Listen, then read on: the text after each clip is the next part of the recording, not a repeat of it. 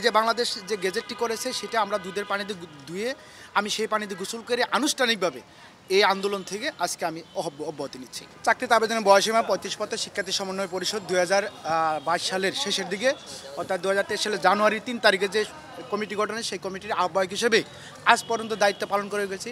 তো দায়িত্ব পালন করার অবস্থায় আমরা আন্দোলন লড়াই সংগ্রাম করতে গিয়ে নানা রকম প্রতিকূলতার সম্মুখীন করেছি, জেল খেটেছে, মামলা শিকার হয়েছি।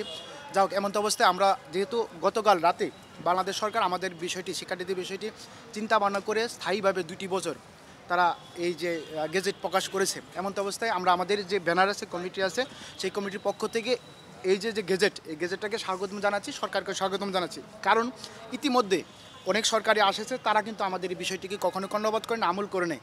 যেহেতু এই সরকার আবার 2টি বছর বাড়াইছে, তাদের কাছে আমরা কৃতজ্ঞ থাকবো। সেই সাথে আশা করবো আপনাদের মাধ্যমে প্রত্যাশা করবো অন্তত 35 প্রত্যাশীদের জন্য 2টি বছর যদি গ্রেস দিয়ে বা অস্থায়ীভাবে 2টি বছর তারা যদি ব্যাকডেটও দেয় বা 2 বছর বাজারে দেয় 35 প্রত্যাশীদের জন্য, আমার মনে হয় সকলে আবেদন করার সুযোগ পাবে এবং এই 32 বছর 32 বছর প্রবেশের বয়সীমাটিও সকলে সুন্দরভাবে মেনে নেবে। আমরা আজকে আনুষ্ঠানিকভাবে এই যে এই যে বাংলাদেশ যে গেজেটটি করেছে সেটা আমরা দুধের পানিতে ধুয়ে আমি সেই পানিতে গোসল করে আনুষ্ঠানিকভাবে এই আন্দোলন থেকে আজকে আমি অব্যাহতি নিচ্ছি। এই প্রজ্ঞাপনটি দুধ দিয়ে ধুয়ে চুবিয়ে আজকে এই দুধের পানিতে গোসল করে আনুষ্ঠানিকভাবে চাকরিতে প্রবেশের বয়সীমা শিক্ষার্থী সমন্বয় পরিষদ থেকে দুধ দিয়ে গোসল করে বিদায় নিব আপনাদের সামনে।